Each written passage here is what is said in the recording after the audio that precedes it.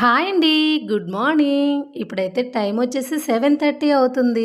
So, పిల్లల్ని 8:30 కల్లా స్కూలుకి పంపించుకోవాలి. నేనైతే వంట ప్రిపేర్ చేస్తున్నాను. నేనిక్కడ 2 గ్లాసులు బియ్యం అయితే పోసేసుకున్నాను. ఇక్కడ బియ్యాన్నయితే నేను ఒకటికి 2 సార్లు మంచిగా నీళ్లు పెట్టి కడిగేసుకొని, ఎసరైతే పెట్టుకొని పొయ్యి మీద పెట్టేసేసుకున్నాను. ఇప్పుడైతే ఈ అన్నాన్ని పక్కనకు మార్చేసుకుందాం. ఇప్పుడైతే కూర కోసమై పొయ్యి వెలిగించుకుంటున్నాను. ఈరోజైతే కూర కోసం వచ్చేసి నేనైతే బీరకాయ కూర వండుతున్నానండి.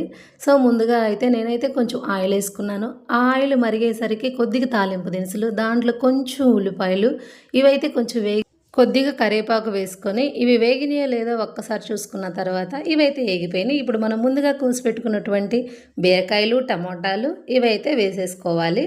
నేనైతే ఇక్కడ మొత్తం వేసేసుకున్నాను. ఇవన్నీ వేసుకున్న తర్వాత దీని మీద కొంచెం ఉప్పు వేసుకోవాలి. ఆ తర్వాత కొద్దిగా పసుపు కూడా వేసేసుకోవాలి. వేసుకొని దీని మీద అయితే మూత పెట్టుకొని ఒక్క 10 నిమిషాల పాటు మగ్గనివ్వాలి. ఇదైతే మగ్గుతూ ఉంటుంది. ఈలోపైతే మనం ఒకసారి అన్నం చూసుకుందాం. అన్నం కూడా ఉడికిపోయిందండి. ఒకసారి తిప్పుకొని గరిటె పెట్టి చూస్తే ఇలా ఉంటుంది. దీన్ని అయితే సిమ్లో పెట్టుకొని మూత అయితే పెట్టేసేసుకుందాం. ఇప్పుడు ఒకసారి కూర దగ్గరికి వస్తే కూర కూడా మగ్గిపోతుంది. ఇదైతే ఇంకొంచెం సేపు మగ్గాలండి. ఒక 10 నిమిషాల టైం అయితే పడుతుంది. సో, దీన్ని అయితే కొంచెం మనం మగ్గనిద్దామండి. చూసారా, కొంచెం వాటర్ ఎక్కువగానే కనిపిస్తున్నాయి కదా. కొద్దిగా ఈ వాటర్ అంతా ఇంకిపోయేదాకా మనమైతే ఉడకనిద్దాం ఒక 10 నిమిషాల పాటు. ఇప్పుడైతే మనం ఒకసారి చూద్దామండి. దీన్ని అయితే కూర అయితే మగ్గిందా లేదో చూసుకుందాం. మగ్గిపోయింది. కారం అయితే వేసేసుకుందాం.